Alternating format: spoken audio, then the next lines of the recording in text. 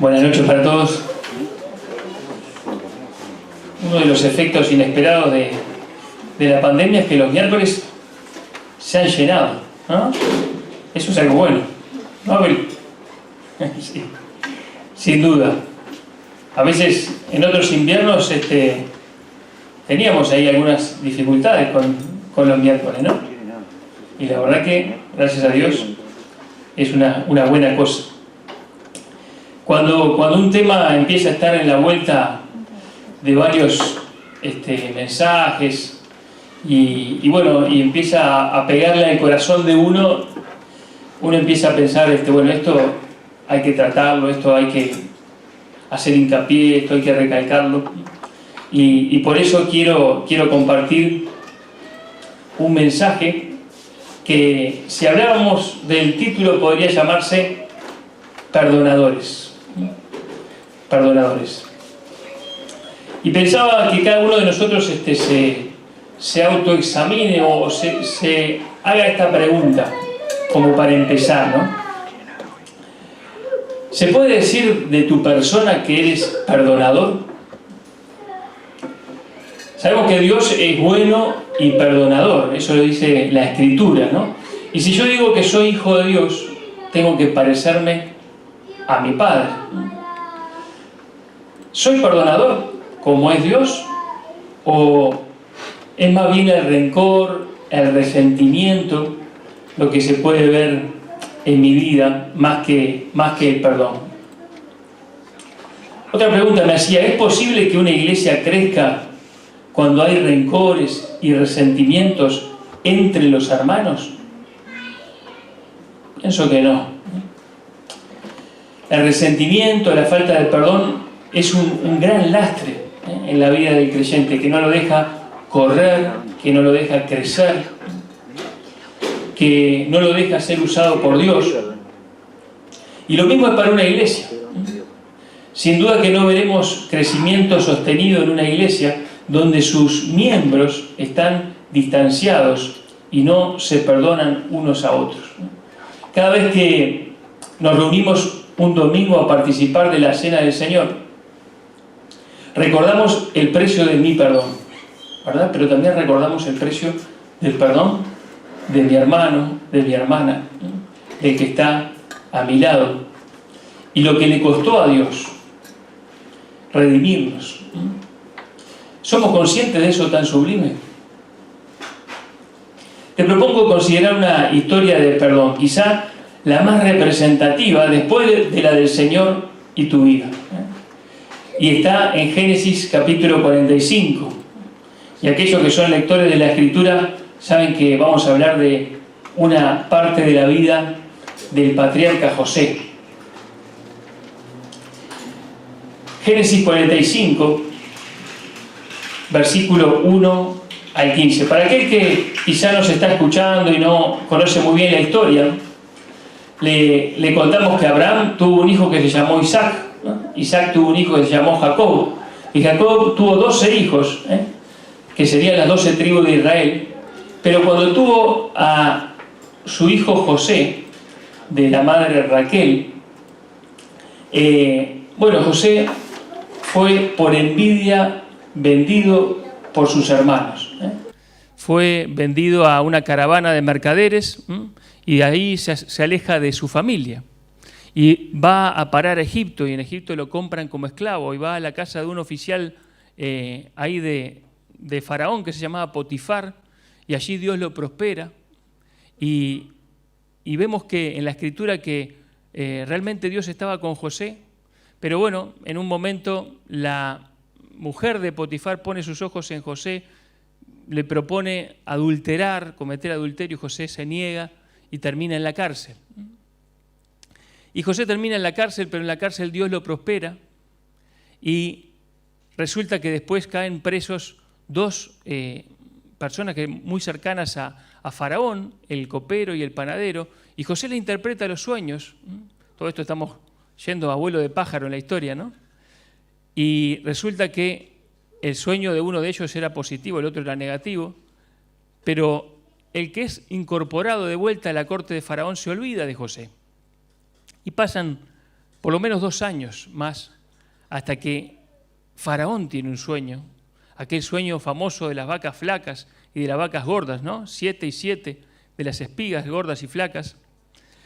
Y no sabía, y estaba turbado, y no sabía qué significaba, y ahí se acuerda, yo me acuerdo de un muchacho allá en la cárcel, que me interpretó el sueño, y el sueño ocurrió tal cual como me lo dijo aquel muchacho, José, mándelo a buscar, ¿no? Y allá vino José, y bueno, ustedes saben la historia, ¿no? Le interpreta el sueño a Faraón, y Faraón reconoce que había algo de Dios en José, evidentemente, y lo pone como administrador de todo Egipto, el segundo más importante de Egipto, ¿no? Para administrar esa abundancia, para después tener, cuando vinieran esos 7 años de malaria, por decirlo así. Y resulta que vienen los años de hambre, y en esos años de hambre, adivinen quién baja desde la tierra de Canaán a buscar comida a Egipto. Sí, los hermanos de José.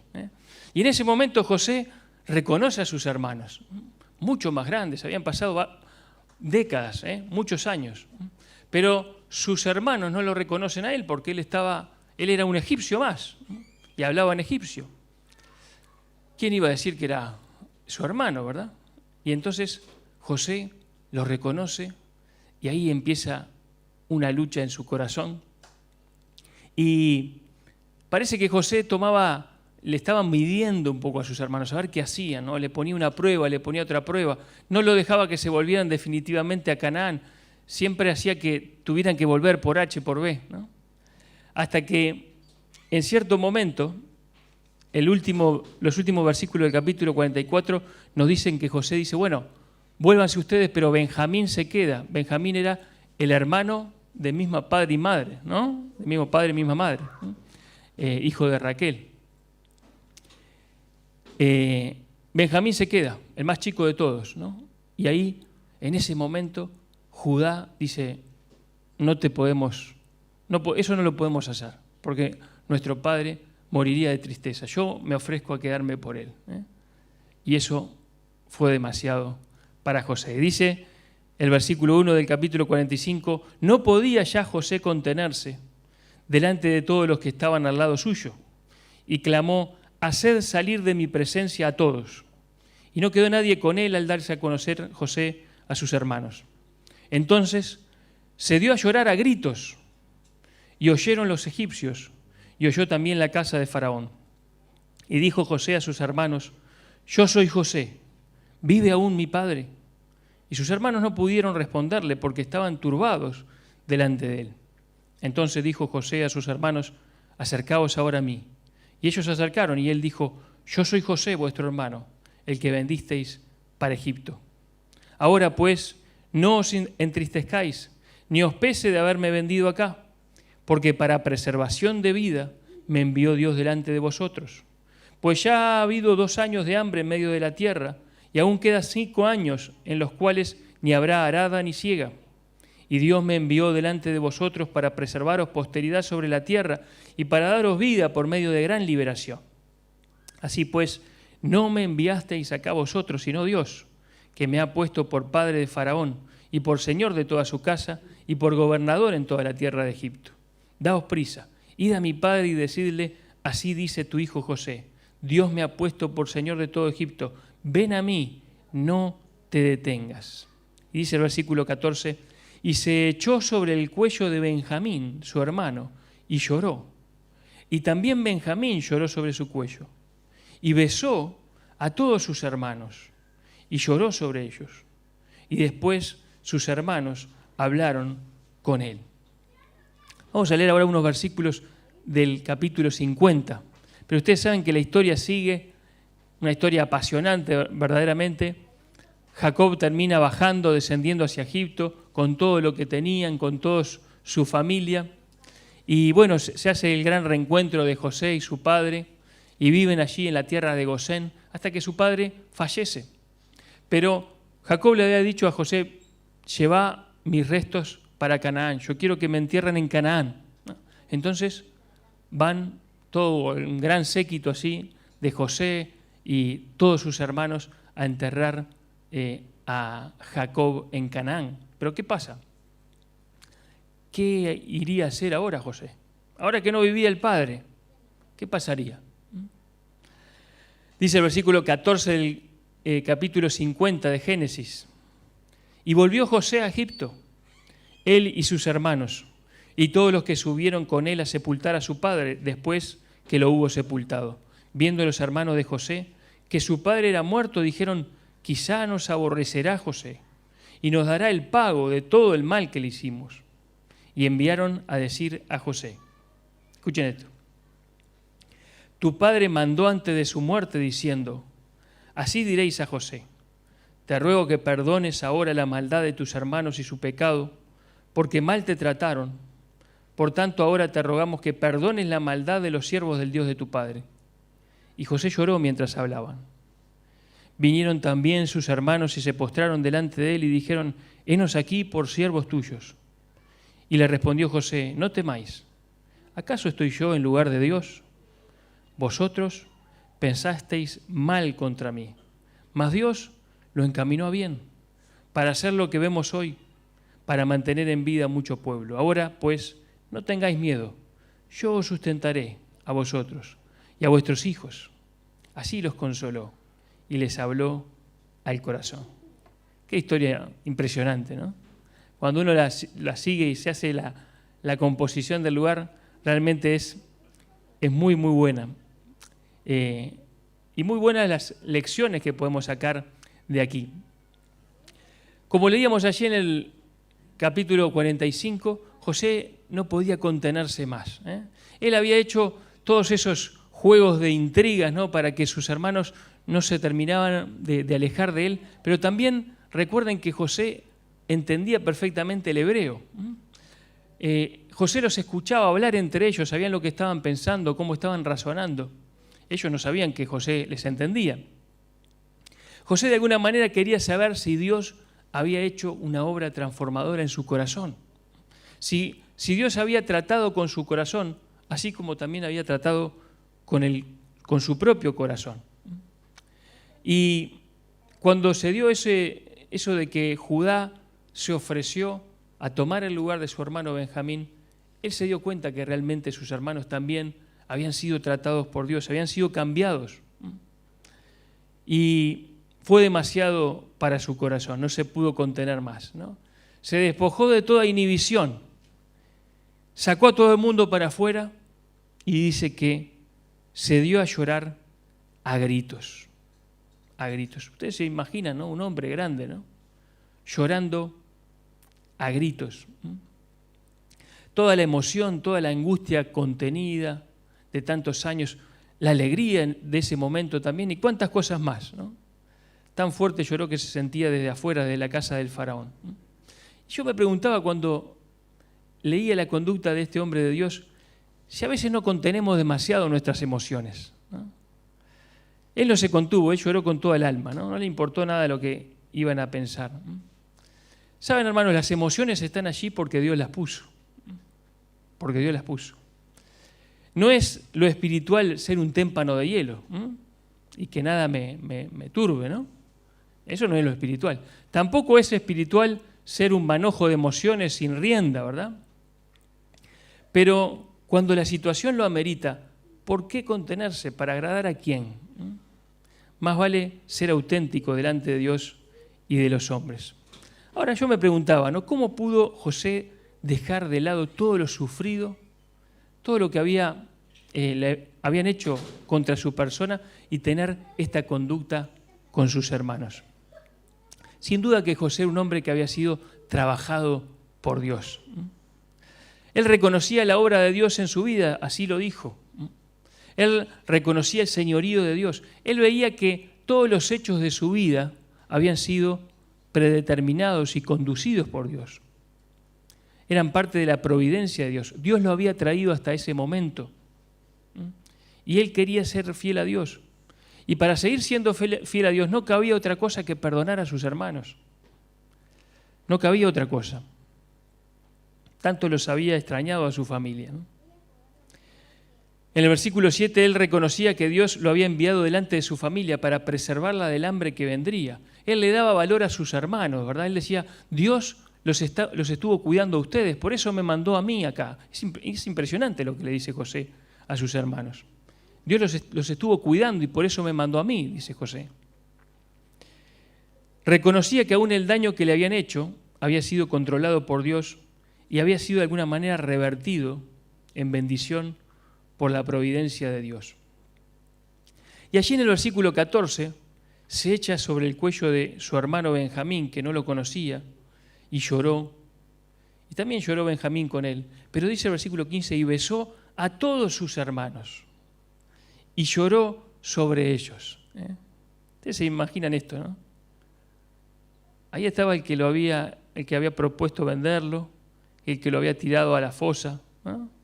Ahí estaban todos, pero él los abrazó y lloró con todos ellos. Ahí estaba demostrando el perdón total que él les daba a sus hermanos. Fue un acto natural de perdón, ¿no? O sea, una expresión natural de perdón. Vemos que no había en su corazón deseo de venganza, ni de justicia por mano propia. No había en su corazón resentimiento ni rencor, sino que había aceptación de la soberana voluntad de Dios sobre su vida, reconocimiento de la bondad de Dios y un renovado deseo de estar con su familia. ¿Dónde está mi padre? Vive aún. Ahora, José no se olvidaba de lo que le habían hecho, ¿verdad? No se olvidaba de lo que habían hecho. Pero era un recuerdo que ya no le dolía. Era un recuerdo que estaba de alguna forma superado. Aunque José los perdonó, vemos que sus hermanos no estaban tan seguros de la realidad del perdón, ¿no? Porque mientras se vivió el padre, bueno, ahí está, como estaba el padre, no iba a pasar nada, pensaron ellos, ¿no? Pero cuando su padre no estuvo ahí, vemos que el pecado que habían cometido les seguía persiguiendo, la conciencia les seguía acusando. Miren, esto es increíble, cómo aún una persona en su lecho de muerte puede querer confesar cosas para de alguna manera sacarse de encima el peso de una carga de culpa, ¿no? Ellos pensaron, y lo leímos allí en el capítulo 50, quizá nos aborrecerá José y nos dará el pago de todo el mal que le hicimos. Ellos tenían ahí esa carga pesada en el corazón. Entonces inventaron una historia. Dice, no, porque Dios, Jacob antes de morir nos dijo esto. Eso era una historia, ¿no? Inventada. Y de esa manera, primero hicieron una confesión indirecta, podríamos decir, ¿no? Porque ellos dijeron, te ruego que perdones ahora la maldad de tus hermanos y su pecado, porque mal te trataron. Ahí estaban reconociendo que habían pecado, que lo habían tratado mal, pero indirectamente, como de la boca de su padre, ¿no? Pero después dijeron, te rogamos que perdones la maldad de los siervos del Dios de tu padre. Buscaron las palabras más adecuadas, ¿no? La que bueno, surtieran efecto, ¿no? Pero miren, mientras ellos hablaban, ¿qué hacía José? José lloraba. José lloraba. Qué sensibilidad, ¿no? La de el corazón de José. Pensaba, ¿no? Ser hombre no es mostrarse insensible. Para ser siervo de Dios, uno no necesita ser recio, inalterable, ¿no? Sino, como decíamos, mejor ser genuino y expresar la realidad de lo que uno está sintiendo. Y en el versículo 18 del capítulo 50, los hermanos se arrodillan, se postran, toman una actitud corporal de pedir perdón. Pero en realidad, a pesar de esta gran puesta en escena, José ya los había perdonado. Ya los había perdonado. Y esto es lo ideal, ¿verdad? Que haya alguien que pida perdón y alguien que da perdón, ¿no? Eso es lo ideal, la situación ideal. Pero a veces, en nuestra vida y en general, habrá alguien que pide perdón y alguien que no lo da. O a veces, y esta es una situación mucho mejor, habrá alguien que no pide perdón y alguien que de todas maneras lo da. Porque eso fue lo que hizo José. no le habían pedido perdón, pero él ya los había perdonado. Y eso es una gran enseñanza para nosotros. Si queremos tener un ser interior saludable, fuerte, receptivo al obrar de Dios en nuestra vida, debemos procurar otorgar el perdón a pesar de que no nos lo pidan. Porque como veremos, el perdón es algo entre Dios y yo. También tenemos que pensar que no siempre va a haber reconciliación cuando hay perdón. Eso es lo ideal, ¿verdad? Pero no siempre puede haber reconciliación, porque no siempre pueden encontrarse de vuelta las personas, ¿no? Si la persona no está, si la persona ya no vive, no podrá haber reconciliación en la práctica, pero siempre debe haber perdón. Porque para poder sanar la herida tiene que haber perdón de nuestra parte. Cuando le empezaron a hablar, José era totalmente consciente de la situación. Sabía lo que les estaba pasando a sus hermanos. Por eso le digo, no teman, le dijo, ¿no? Tengan miedo. Él no iba a tomar ninguna represalia, él no iba a tomar venganza. ¿Acaso estoy yo en lugar de Dios?, le dijo. José sabía que había un Dios en los cielos que hace justicia, que suya es la venganza, que Él dará el pago. Y él no se iba a colocar en lugar de Dios. Había dejado en manos de Dios su causa hace mucho tiempo, y Dios se iba a encargar, y se encargó de encauzar todas las cosas. Dios era su fortaleza, su sostén, su firmeza, en quien basaba su vida y sus decisiones. Pero fíjense que él no había olvidado las cosas que habían hecho contra él. Él le dijo, vosotros pensasteis mal contra mí. Él lo tenía muy claro, presente, ¿no? Pero ese recuerdo, como dijimos, ya no lo dañaba. Mas Dios lo encaminó a bien, para hacer lo que vemos hoy, para mantener en vida a mucho pueblo. Veía la mano de Dios en todo lo que había ocurrido y eso fue su sostén y lo que le ayudó a perdonar tan rápidamente a sus hermanos. Y fíjense que José no solamente le prometió el perdón, le dijo, mire, ya está, el perdón, cuenten con eso, sino que le dijo, lo voy a sustentar a ustedes y a sus hijos. No solo no los trató mal, sino que los trató muy bien, ¿no? Los sustentó, los consoló y los pastoreó hablándole al corazón. Eso solamente lo puede hacer alguien que de veras ha perdonado, que de veras ha valorado la gracia de Dios en su vida. El perdón de esa manera que era real en su corazón hace muchos años, hace mucho tiempo, se hizo visible para sus hermanos. Y la Escritura no registra ninguna desavenencia más entre los hermanos. Nunca más, ¿no? Según el registro bíblico. Así que de este relato podemos sacar varias cosas acerca del perdón. Y les pido que presten atención. En primer lugar, el perdón no es un sentimiento ni es una emoción. El perdón es una decisión, es un acto de la voluntad. Uno no tiene que esperar a sentir perdón por la otra persona. Eso no es así, es incorrecto. Uno tiene que decidir perdonar al otro. No va a salir solo el perdón. Si no fuese un acto voluntario perdonar, Dios nunca te podría mandar perdonar. Pero Dios te manda y me manda, perdona a tu hermano. Perdona a tu hermano. Eso quiere decir que es voluntario. En segundo lugar, perdonar no es aprobar ni consentir una ofensa o un comportamiento incorrecto que ha tenido una persona. A veces pensamos que si perdonamos algo, estaríamos aprobando lo que el otro hizo, y no es así. No es así. José tenía muy claro que habían hecho mal contra él. No lo estaba aprobando.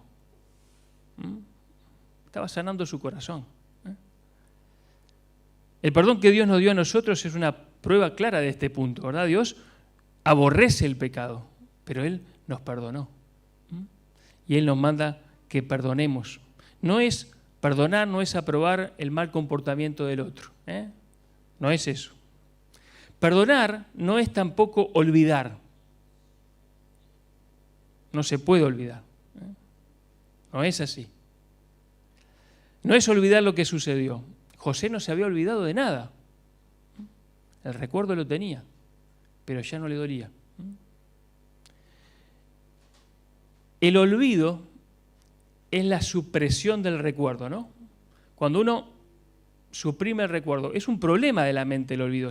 Me olvidé, no está más en mi mente, ¿no? Y eso es involuntario, ¿verdad? Me olvidé. Quise olvidarme, no sé, me olvidé, ¿no? Pero el perdón es la superación del recuerdo, ¿eh? Es cuando uno puede recordar, pero ya no le daña. Es como que está allí, pero no duele, ¿no? Como pasa con una herida, ¿vieron? En la piel, cuando uno se hace una herida, se hace un corte, imagínense, ¿no? Y esa herida, bueno, hay que tratarla bien, hay que desinfectarla, hay que curarla para que vaya cerrando, pero va a quedar una cicatriz, ¿verdad? Mientras está la herida allí, duele, pero cuando queda la cicatriz no duele más, ¿no? Uno se mira la cicatriz y se acuerda de que se cortó, pero ya no le duele. Ahora, si la herida está abierta, si la herida está supurada, si la herida está fea, sigue doliendo. El perdón es permitir que la herida cicatrice. No es olvidar, no podemos olvidar, pero sí podemos superar. Y en cuarto lugar, el que perdona, mientras antes perdone, mejor le hará a su propio corazón. Por eso es que no podés esperar a que te pidan perdón, hermano. Mirá si nunca te piden perdón. ¿Qué pasa? ¿Quién pierde? Si esperás que te pidan perdón y nunca te piden perdón, vas a estar rumiando con esa ofensa, con ese rencor, con esa raíz de amargura. Y eso es algo que tan solo te hará daño a ti y no podrás estar en paz y no podrás crecer y no podrás ser usado por Dios y tu espiritualidad no va a existir. Y ahora vamos a ver por qué digo esto. Y este es un aprendizaje bien importante para nuestra vida, ¿no? El daño más grande de una ofensa no viene del recuerdo, sino del rencor que construimos a partir de un recuerdo. Ahí es lo que nos daña el corazón. En definitiva, el perdón no es algo tanto entre un ofendido y un ofensor, sino que en el caso nuestro, que somos hijos de Dios, es más bien algo entre un ofendido y Dios. Y así,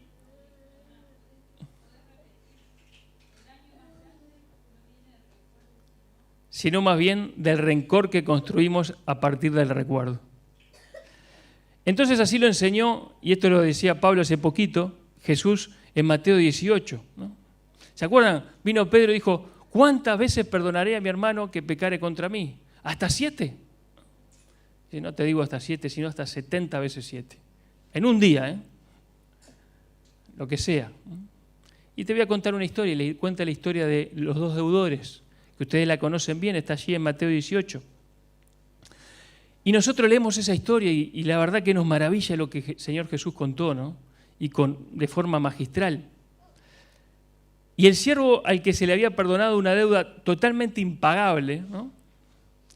Reclama después con dureza y con intransigencia a su consiervo para que le pagara una pequeña deuda que se le debía. Y no lo perdona, ¿no? Ahora, yo te pregunto, ¿no era justo el reclamo? Si le debía.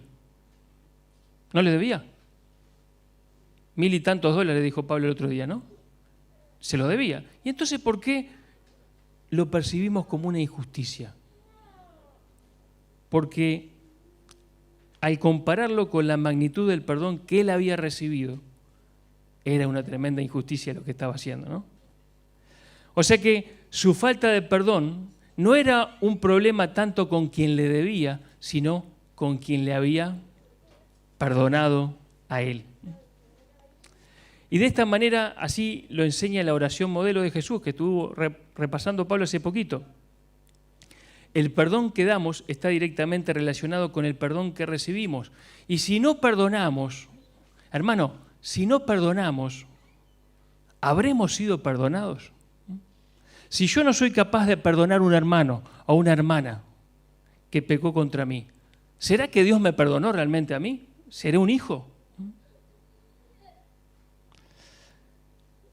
Es el único comentario que Jesús le hizo al pie del Padre Nuestro, ¿no? O de la oración modelo. Dice, miren, si ustedes no perdonan, el Padre que está en el cielo no los va a perdonar a ustedes. Si he recibido de gracia, tengo que dar de gracia. Y el perdón que he recibido, debo replicarlo en otros. José trató a sus hermanos con gracia, porque él sabía que Dios lo había tratado con gracia, con favor, con su misericordia. Y él lo reconocía en su vida, había sido grande lo que Dios había hecho en su vida. Y él lo reconocía, entonces, ¿cómo no va a perdonar a sus hermanos? De la valoración que tengamos de lo que Dios nos ha perdonado, surgirá nuestro perdón hacia otros. Ahora, si cuando alguien me ofende a mí, empiezo a pensar en justicia y en venganza, no estoy bien, ¿no? Más bien debería recordar el perdón que yo he recibido. No puedo ponerme en lugar de Dios para administrar justicia, sino que tengo que ponerme a administrar gracia. Administradores de su gracia. El Señor dijo en Marcos 11:25, cuando estés orando, perdonad. Es algo entre vos y Dios. Cuando estés orando, perdonad. Y hay veces que hay que luchar, ¿verdad? No es fácil perdonar. El Señor lo sabe, pero el Espíritu Santo te dará la victoria si tú perseveras. Y escuchaba una frase que me encantó y se las quiero compartir, ¿no? Dice así, perdonar es abrir la cárcel y dejar libre a un preso, y después descubrir que el preso era uno mismo.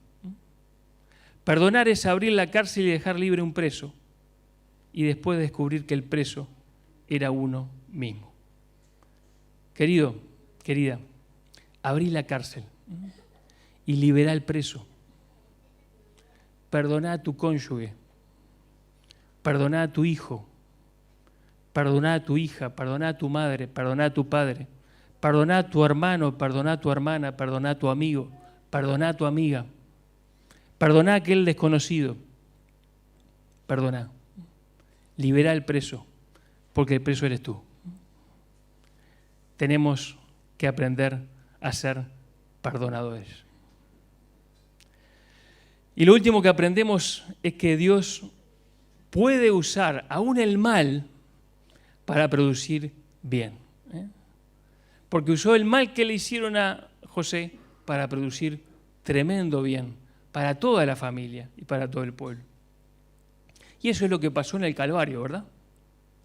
Así lo decía el apóstol Pedro en su predicación, allí en Hechos. Varones israelitas, oíd estas palabras. Jesús Nazareno, varón aprobado por Dios entre vosotros, con las maravillas, prodigios y señales que Dios hizo entre vosotros por medio de él, como vosotros mismos sabéis, a este, entregado por el determinado consejo y anticipado conocimiento de Dios, prendisteis y matasteis por manos de inicuos, crucificándole. Ahí estaba el mal, ahí estaba el pecado, ahí estaba la injusticia. Pero dice después el versículo 36, sepa pues ciertísimamente toda la casa de Israel que a este Jesús, a quien vosotros crucificasteis, Dios le ha hecho Señor y Cristo. Y se compungieron de corazón, le dijeron, ¿qué haremos? Arrepiéntanse y bautícense en el nombre de Jesucristo para perdón de pecados y recibiréis el don del Espíritu Santo. Y allí se convirtió aquella multitud.